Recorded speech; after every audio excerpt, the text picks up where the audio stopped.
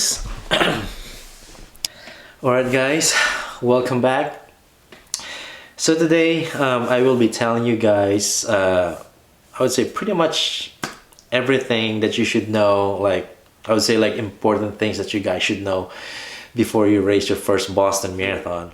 So first, of course, if you are not, from Boston, or I would say also like maybe if you're from other country, of course, like you are already trying to figure out how to get around Boston, because yeah, that's for sure, that's very important. Yeah, if you are trying to figure out what kind of transportation or how to get around Boston, I recommend that you guys just take the train, the subway, because it's just really a lot easier to get around Boston, like like just taking the train. And even like, because we arrived there actually like I think 2 days before the race. The train, it was just like so convenient, like it was not busy at all, and it was just so easy for us to get around Boston, like taking the train. And if you, let's say like you just really want to try different things, like you say like you really want to rent a car. We did that actually before we came to Boston before. It was not for the race, just for a different thing. And we were just trying to figure out where to go, and we used our GPS. And Boston actually has some tunnels, and the GPS directed us down there, and then we just could not figure out where to go, because actually the signal got lost under the tunnel. And that was like like the worst thing that really happened to us. And it took us a long time to get out of that. Because of that, we didn't know where to go. And you can, of course, you cannot ask somebody, because it's like a tunnel, there's like cars passing by. Yeah, it took a long time for us really to get out of the tunnel. So that's the only concern that I'm gonna say, like if you decide to maybe rent a car. As far as I remember, I did not know the exact gun time for me actually until I actually got my packet. I remember that like pretty far from of course like the race day, they were like sending us like different emails and stuff, just to make sure that of course like that we are confirmed to run the marathon. And if there's like different instructions that they're giving you, like they're gonna send you that. But I don't remember getting the exact time for us to run, because yeah, they did not give us like that information ahead of time. So just an FYI, you guys are not probably gonna run not until like maybe 9 or 9:30. So that's kind of like in the mid-morning, because the Boston starts pretty early, I would say. But they start with first like the wheelchair race, and then after that it's gonna be of course the elites, the professional athletes. And then I'm not even sure, I think actually also like the handicap. The only reason why I'm saying this, it's because this is gonna be very important. Like if, let's say if you're like a runner like me, that I'm very particular with what I eat in the morning, and like when to eat my breakfast, it's definitely gonna mess up your like your routine. So I would recommend that you guys have to bring your whatever like pre-race breakfast that you eat. So you need to have like a little bit more I would say like a little bit easier breakfast to bring with you, because like you're gonna bring that, and there's gonna be also like a travel from the bus all the way to the starting area, which is gonna be the next thing that I'm gonna tell you guys. Saying is like, yeah, you have to probably just bring your food, or you can also like just bring extra food if you want to eat before before you go there. Because yeah, it's gonna be at least like couple hours that you're gonna be waiting before the race. That's why I'm giving you guys this like this idea, so that it's not gonna mess up your race. And the next thing that I'm telling you guys is like the travel from the bus all the way to the starting area. So I would recommend to leave as early as possible based on your schedule, because at the bus pickup, it's yeah, it was like, I would say, like a little bit chaotic. So once you actually get there, there's still gonna be a little bit of wait, to get on the bus.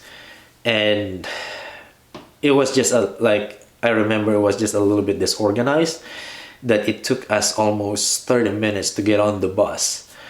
So yeah, because like some of these runners are just like cutting in line, and of course like everybody wants to get there as soon as possible, because like you have a race, a big race, and especially if it's your first time, like you just want to be on the bus right away.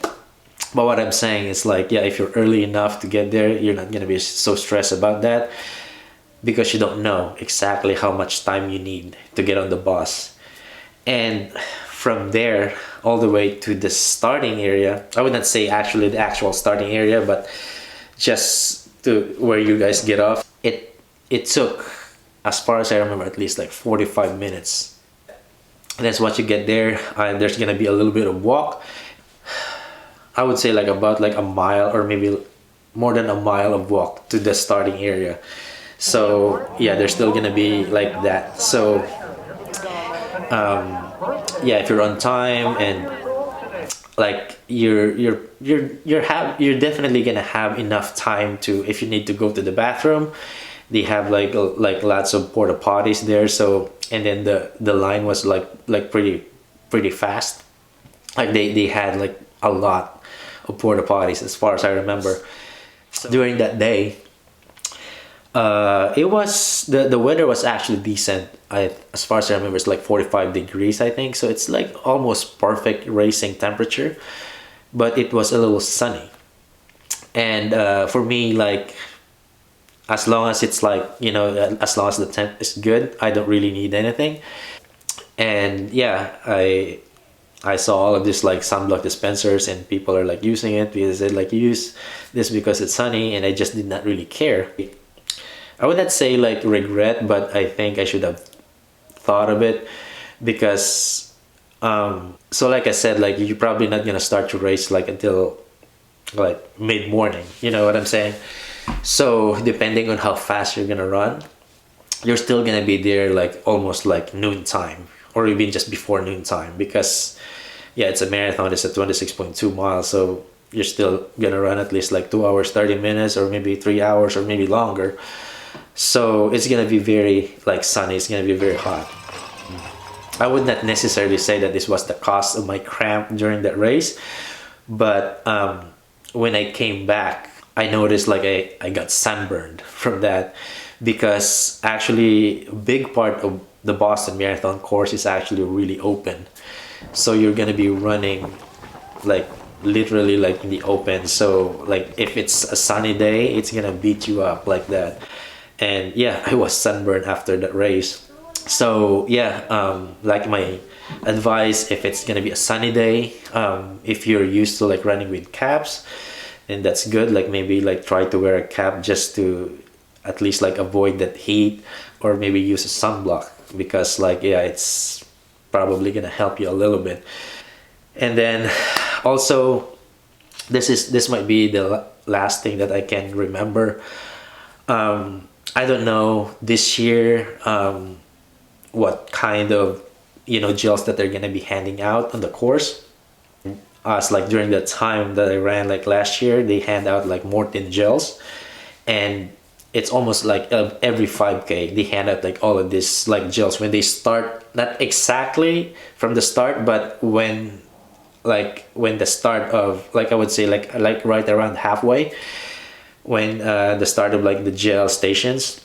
From there, like it's almost every 5K they hand you like Morton gels, like, and they have actually even different flavors, or like yeah, the black and the white one, the caffeinated and decaffeinated. So I don't like to bring like 4 or 5 gels with me if I'm running a marathon.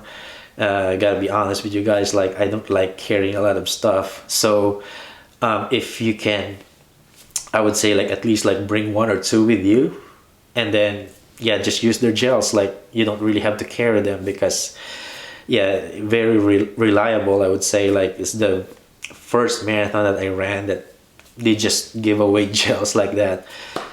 So yeah,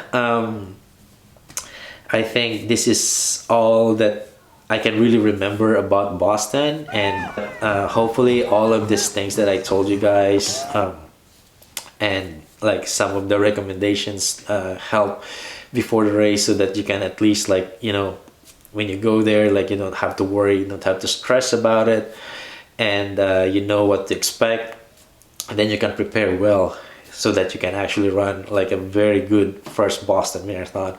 So this is all for today, guys. Thank you again so much for being here today. I'll see you guys in the next vlog.